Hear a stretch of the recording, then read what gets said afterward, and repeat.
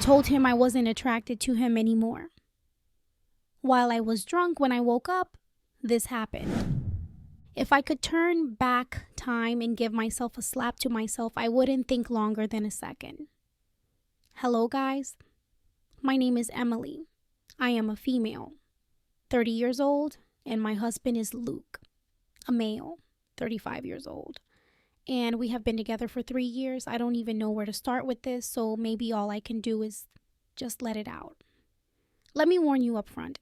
This is not one of those movies where, at the end of the movie, everything begins to go well, as if everything had a silver lining. It is ugly, shameful, and entirely my doing. Let me start by saying that I love my husband, or at least I thought I did. Luke is one of the kindest, most hardworking men I've ever met. He runs his own small business, and even though he's not the flashy type, he's the kind of guy you can depend on. The kind of guy who remembers your favorite coffee order without asking and stays up late helping you with stuff you didn't even realize you needed help with. But I'm not here to brag about him. Actually, the reason I'm here is because I managed to ruin everything we had. All of it. It all started last Friday. My night out happened in the evening after work, and that was what I considered as a girl's night out. There was wine, beer, spirits, just about everything being served. And to be truthful, I was a little tipsy. By the time I got home, I was feeling high, both from alcohol and from, I don't know, bitterness, insecurity. Who even knows what goes on in your head in 5 minutes? Luke was waiting for me when I got home. He'd stayed up late because he wanted to make sure I got back safe. And what did I do? Instead of thanking him, I looked him straight in the eyes and said, "I'm not even attracted to you anymore." Yeah, I know what kind of person says that to their husband. The worst part, I didn't even know I said it in the first place. That morning, I woke up with blurred vision and indistinct thoughts, feeling like my head was going to burst into flames, and Luke was sitting on the edge of the bed looking at the carpet as though his heart had been ripped out of his chest. His first words to me, "This is what you really think of me?" And that is when it all fell apart, you might say. Luke and I met about 4 years ago at this little cafe downtown where he worked as a manager. I still remember the first time I saw him. He was standing behind the counter, wearing this plain button-up shirt and the kind of tired smile that told me he'd had a long day. I wouldn't call it love at first sight. It wasn't anything like that. He wasn't my type at all. I mean, he was cute in a way, but not in the tall, gym-fit, charming way that usually caught my attention. Luke was different, quiet, dependable, and honestly, just a bit ordinary. I did not pay much attention to him at first. We exchanged a few words one day when I went in during lunchtime. He saw that I had left the napkins behind, and instead of passing them to me, he cracked this little joke, saying that either I'm saving the world now or something. It wasn't something hilarious or anything, but at least I laughed. Good. Of course, I suppose that's where it all originated or began. At the time, I wasn't really looking for a relationship. I'd just come out of a messy breakup with this guy who, looking back, was all looks and no substance. My friends were always teasing me about my bad taste in men. And one of them even said, "Emily, maybe it's time to stop going for the flashy guys and find someone who actually treats you right." I guess Luke fits the bill. He wasn't flashy or overly confident, but he had this way of making you feel safe. Several weeks went by while both of us would visit the cafe occasionally to buy coffee, and he once invited me out. That is right. I recalled even taking some time to think before responding yes. Although I didn't know whether I was physically attracted to him or not, I said to myself, why not? I was done with always searching for men who are infatuated with me but have no regard for me as a person. And Luke, he cared. It was quite clear immediately. We dated for about a year and a half before he proposed. It wasn't anything grand, no big romantic gestures or fancy dinners. He just took me to our favorite park one afternoon, pulled out a ring and said, "You're my best friend. I can't imagine life without you. Will you marry me?" It wasn't the kind of proposal you'd see in a movie, but it felt right, so I said yes. The whole first year of our marriage was fine. Great, even. Luke was all the things that I believed I needed in a boyfriend. He was indeed a good friend, very dependable, friendly, and would always find time for me despite his job becoming hectic. I'd never felt more loved. Yet somewhere along this process, the slide began. I can't pinpoint exactly when it happened, but little cracks began to show. It wasn't like we were fighting all the time or anything. It was more subtle than that. I started noticing things I hadn't before, like the way his shirts didn't fit quite right or how he never seemed interested in working out. I told myself it didn't matter, but part of me wondered if I'd settled too soon. In part, looking back, I cannot say when it happened, but at some point I started to perceive Luke differently. This was not like he suddenly transformed into a completely different person or did something wrong that I would find disagreeable. He remained the same good-natured man I wedded, but something in me shifted. Perhaps it was the numerous brunches that I have had with my friends. This is something like, "Oh, have you seen how much weight I bench pressed today?" Or Evan took me to the weekend getaway without asking. "Check how healthy he is in this photograph." Then they'd turn to me, and I would see that sinking feeling in the pit of my stomach. Don't get me wrong, Luke was great in a lot of ways. But in those moments, all I could think about was how we didn't fit the picture perfect image I wanted. I'd scroll through Instagram and see couples smiling at the gym or on exotic vacations.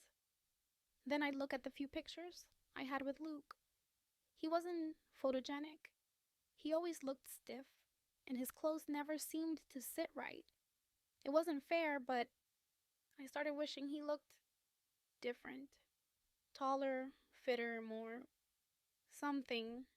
Instead of despising him, I began to despise him for things that he never vowed to bring into our relationship. Admittedly, I am ashamed of this, but I began to find petty, insignificant things to quarrel about. For example, if he wore a shirt too tight on the belly, I'd tell him just, "Maybe that shirt is too tight, sweetheart." Or if he went back for more at the table, I would chuckle, "Well, you are certainly making up for it tonight." I was thinking I was clever. Now I see those little remarks probably really hurt you more than I understood. Luke noticed the change. Of course. He wasn't oblivious. He'd ask, "Is everything okay with us?" Or, "You've been kind of quiet lately." I'd brush it off every time. "I'm just tired." Or, "Work's been stressful." The truth is, I didn't know how to explain what I was feeling because it didn't make sense, even to me. I loved Luke, or at least I thought I did. But in my head, I was building this version of him that didn't exist, and every time he fell short of that imaginary standard, I got more frustrated. Things started to snowball. I began to focus so much on all his moves, as if I had developed a paranoid attitude towards him. If all a man sat on the couch too long, I would think to myself, why does not this man exercise? If he discussed what happened at work, I'd glaze over just as fast. It was too mundane and uninteresting for television. It was ridiculous, I know that now, but at the moment, I couldn't stop myself. I was comparing him to men that resided in my imagination, men that I had probably never met in real life. It didn't help that my friends weren't shy about sharing their opinions. One time, after brunch, my friend Jenna pulled me aside and said, "Emily, you're gorgeous. You could have ended up with anyone, and you chose Luke. Not to be rude, but don't you ever think you settled?" I laughed it off, but her words stuck with me. Did I settle? Was I trying too hard to convince myself that Luke was enough? Luke wasn't perfect, but he didn't deserve to be treated the way I treated him. I began putting a relational space between us without consciously deciding to do so. I would sit around with friends or just occupy myself on social networks, liking pictures of happy couples, and that we clearly aren't. If ever Luke attempted to set a date night, I would come up with reasons to say, I am tired, or perhaps the next week. No, it was not the geographical space that began to matter. I started emotionally to distance myself.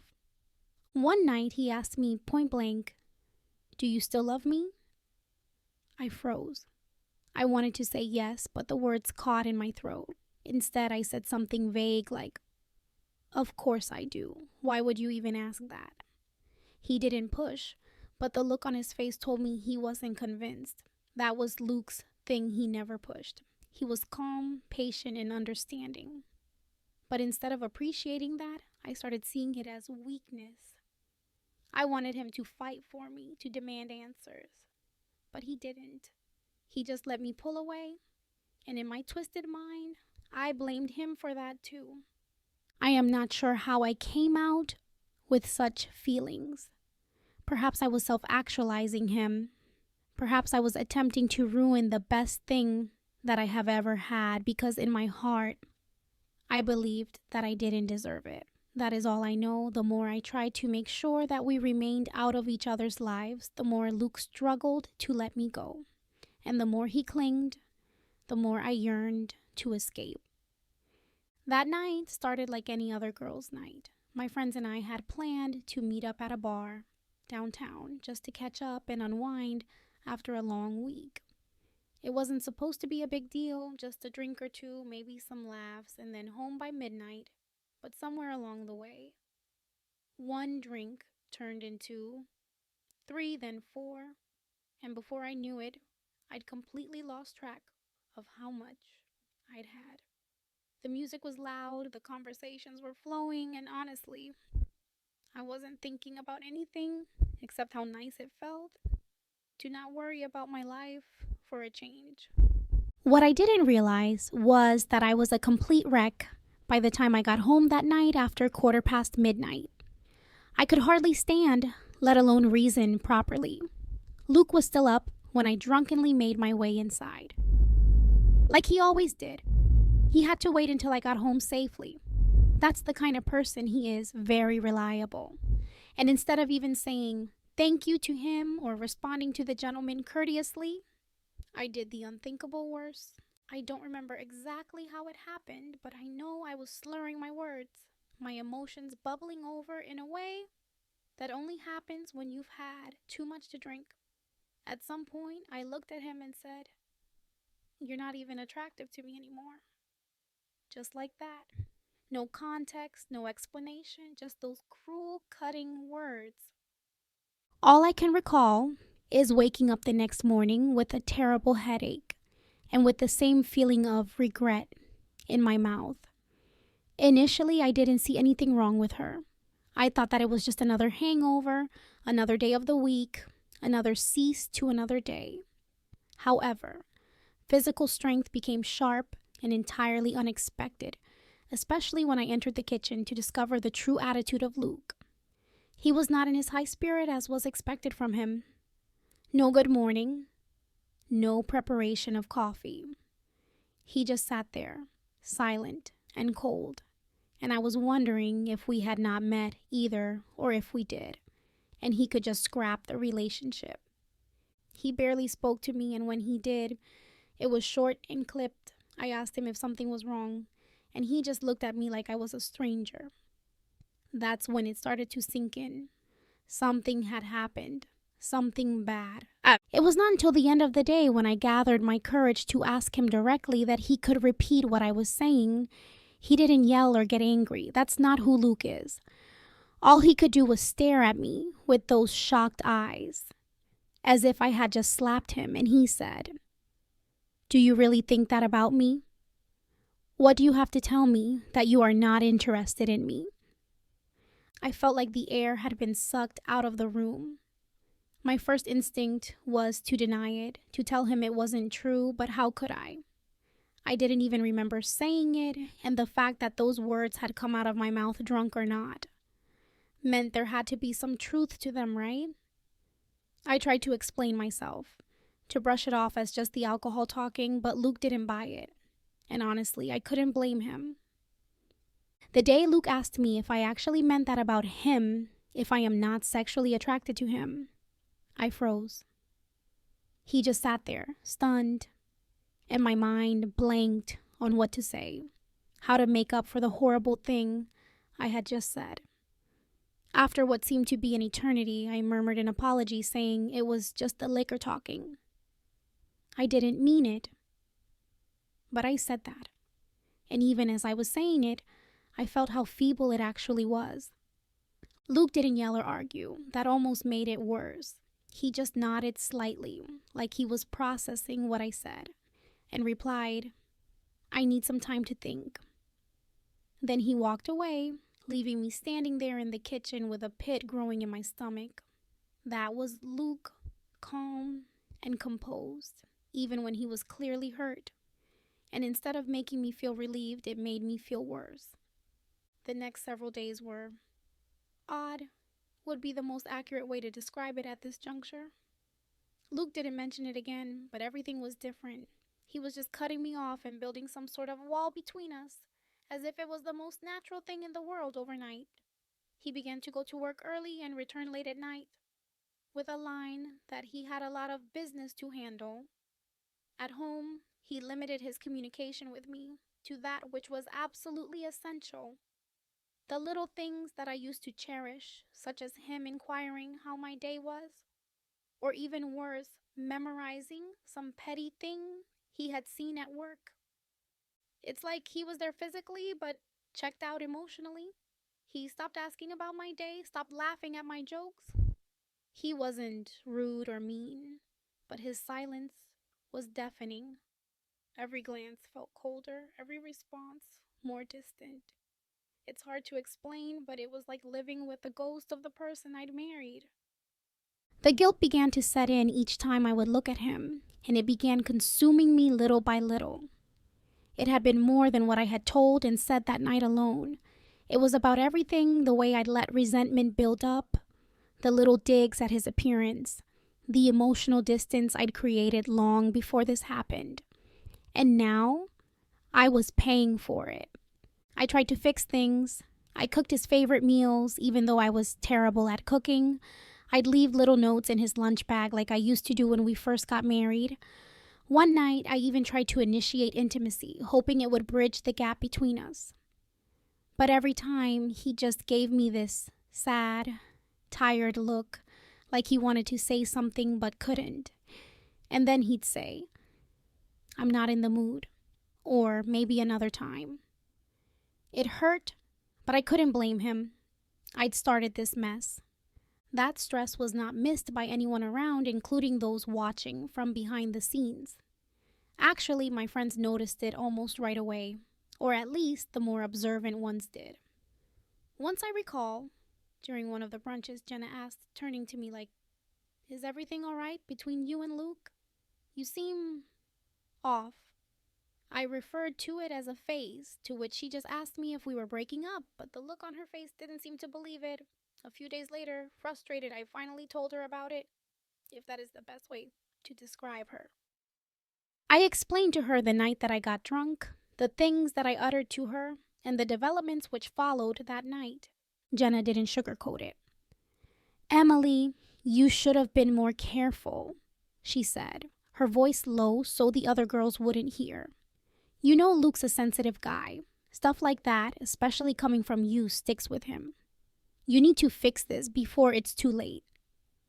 I nodded, but her words only added to the weight on my chest. I knew she was right, but how do you fix something when the other person has already started pulling away? The silence was the worst part. He did not scream at me, did not argue, did not say a single word that could be translated into an accusation directed at me. He just existed. And in a way, that stung worse than if he'd exploded. It was as if there had been a silent agreement between us that I was not worth turning his head around for. That realization crushed me. I started overthinking every little thing I did. If I laughed at a TV show we were watching, I'd glance at him to see if he was annoyed. If I asked him about his day and got a one-word answer, I'd wonder if I'd pushed too hard. It felt like I was walking on eggshells in my own home, constantly trying to prove to him and maybe to myself that I was still the person he fell in love with. One night, I tried to bring up the conversation again, hoping we could finally clear the air. "Luke," I started cautiously, "about the other night. I'm really sorry. I..." But before I could finish, he cut me off. "Emily, I've heard your apology. I just need time, okay?" His tone wasn't harsh, but it was final. I nodded and dropped it, but inside I felt like I was losing him more with every passing day. I kept telling myself that I just needed to be patient, that he'd come around eventually, but deep down, I wasn't so sure. Something had shifted between us, and I didn't know if it could ever go back to the way it was. It was a Friday night, and I just couldn't handle the silence anymore. Luke had barely spoken to me all week, and when he did, it was as if every word took effort. The house felt suffocating.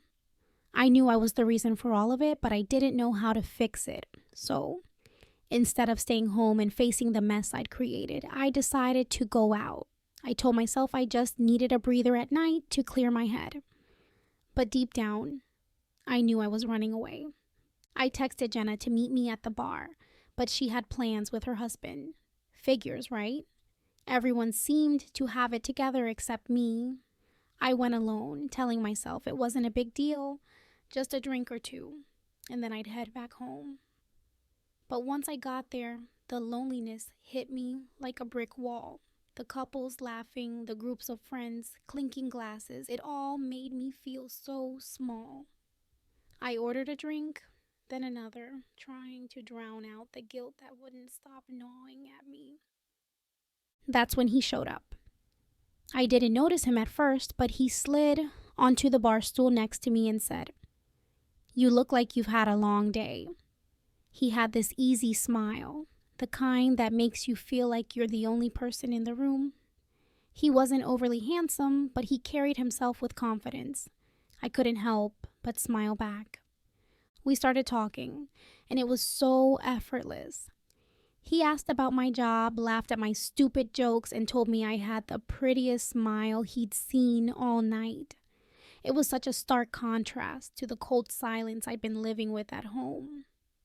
I knew I shouldn't have been entertaining it, but for the first time in weeks, I felt seen. As the night went on, the drinks kept coming, and the line between innocent conversation and something more began to blur.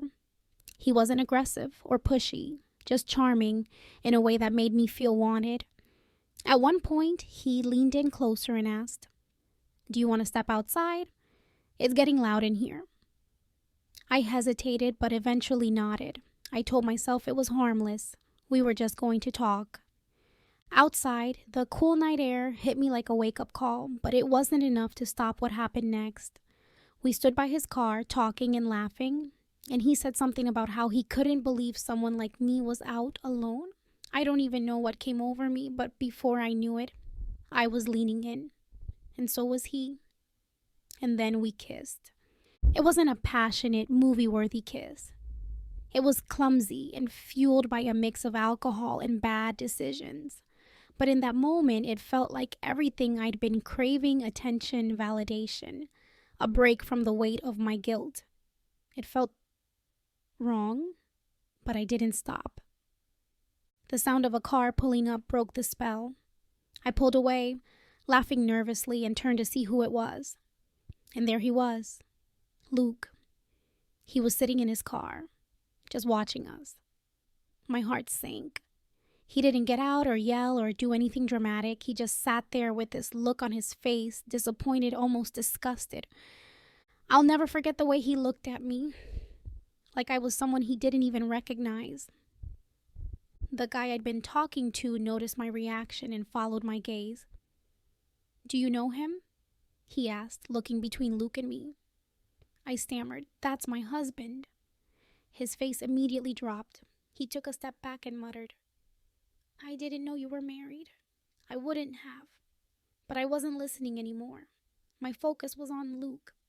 I started walking toward his car, panicking. "Luke, wait!" I called out, but he didn't say a word. He just rolled up the window and drove off, leaving me standing there in the middle of the parking lot like an idiot. The guy from the bar tried to apologize again, but I waved him off. "Just go," I said, barely holding it together. He didn't argue and quickly disappeared back into the bar. I was alone, my heart racing, my mind spinning with all the ways I'd screwed up.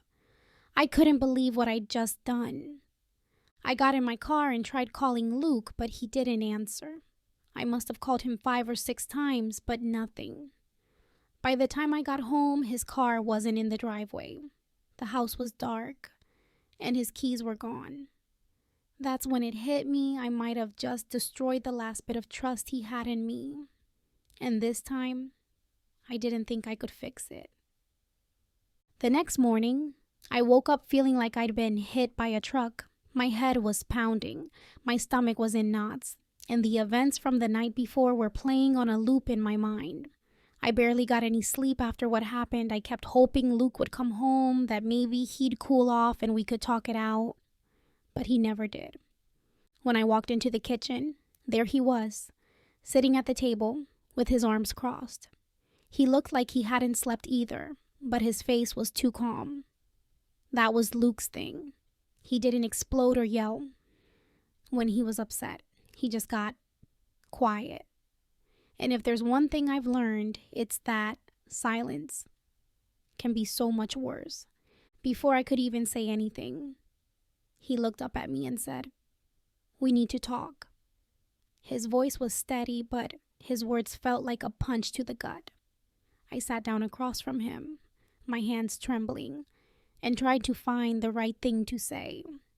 But before I could open my mouth, he started. "You made it clear last night that you don't respect me or our marriage," he said, his tone cold but controlled. "You've been pulling away for months, Emily. I've been trying to ignore it, hoping we could work through it. But what I saw last night," he paused, his jaw tightening, "that was the final straw." I felt my throat close up. "Luke, it wasn't what it looked like. I swear I didn't mean for any of that to happen." My voice cracked and I could feel the tears starting to well up. "I was just... Don't," he cut me off, holding up his hand. "Don't make excuses. You kissed another man. You chose to do that, Emily. And even if you didn't mean for it to happen, it did. And I can't come back from that." I broke down, the weight of everything crashing over me. "I'm so sorry," I sobbed. "I messed up. I know I did, but I love you, Luke. Please, just let me make it right." He shook his head, and for the first time, I saw his eyes glisten, though he didn't let a single tear fall. "I gave you everything I had, and it still wasn't enough. I don't even know who you are anymore. I hope you find whatever you're looking for, but it won't be with me." Those words hit harder than anything he could have yelled at me. I wanted to argue, to plead with him, but I could see it in his face. He was done. This wasn't just anger or hurt. This was final. He stood up and walked toward the door. "I'll pack my things and move out by the end of the week," he said, his voice steady but distant. "I'll have my lawyer contact you about the separation." "Luke, please," I begged, following him to the door. "Don't do this. I'll do anything to fix it. Just tell me what to do." He turned to look at me one last time, his expression blank. "You can't fix this, Emily. You broke it, and I'm not staying to pick up the pieces." And then he was gone. The days that followed were some of the worst of my life. True to his word, Luke packed his things and moved out by the end of the week. He didn't argue or fight. He didn't even ask for anything except his clothes and a few personal items. The house felt empty without him, and I spent most of my time crying, replaying every mistake I'd made in my head. When his lawyer reached out about the separation, it felt like the final nail in the coffin. Luke wasn't dragging things out or leaving room for reconciliation. He was cutting ties, plain and simple. I signed the papers in a daze, barely able to process what was happening. I tried reaching out to him a few times after he moved out, hoping he'd at least agree to talk. But every call went straight to voicemail, and every text went unanswered. It was like I'd become a stranger to him, someone he wanted no connection to. And honestly, I couldn't blame him. I had disrespected him, our marriage, and everything we'd built together. I thought I was trying to fix us, but all I did was push him further away. And now, I was left alone, staring at the wreckage of a life I'd destroyed with my own hands. Update. It's been a little over 6 months since Luke walked out of my life, and honestly, not a day goes by where I don't think about how badly I screwed things up. He's moved on now, and from what I've heard, he's doing better than ever. He's dating someone new who's not only drop-dead gorgeous, but also seems to genuinely make him happy. I caught a glimpse of her once by accident when I ran into them at the grocery store. She was laughing at something he said, and he looked free, like a weight had been lifted off his shoulders. He's thriving, opening a new business, and from what I hear, she treats him like a king. Meanwhile, I'm here in a studio apartment wondering how I let it all go.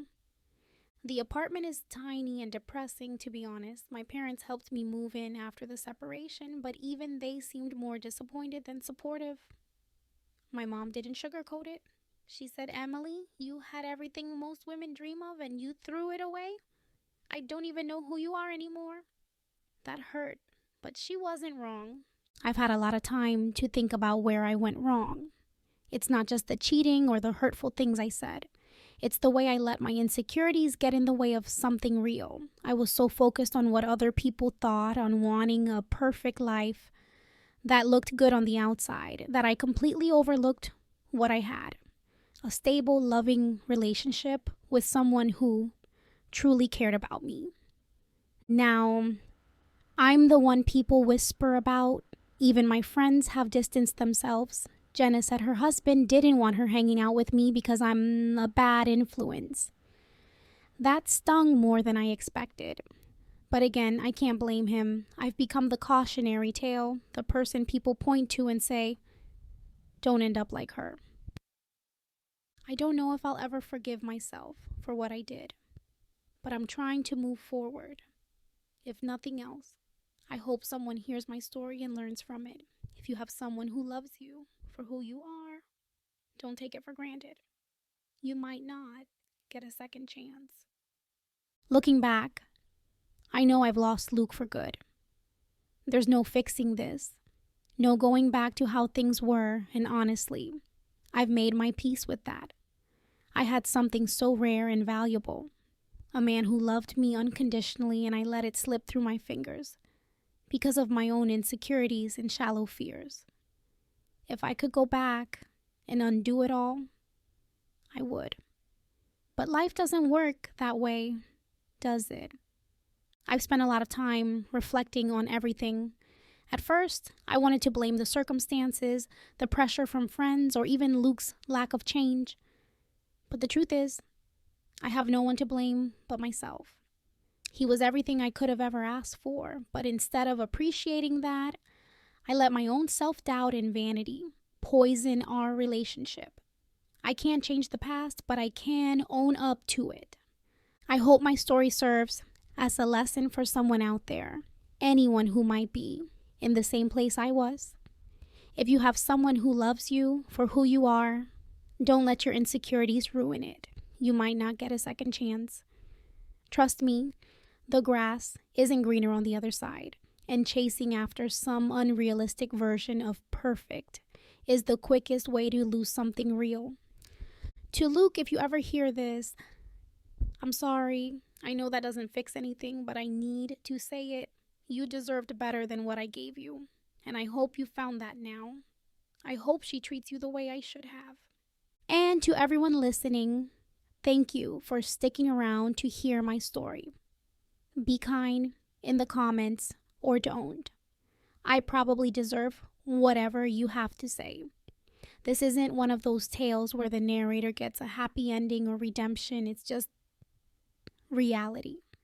And sometimes reality is messy and painful, but it's mine, and I'm learning to live with it. That's it for me. Take care of the people you love, and don't take them for granted. Bye for now.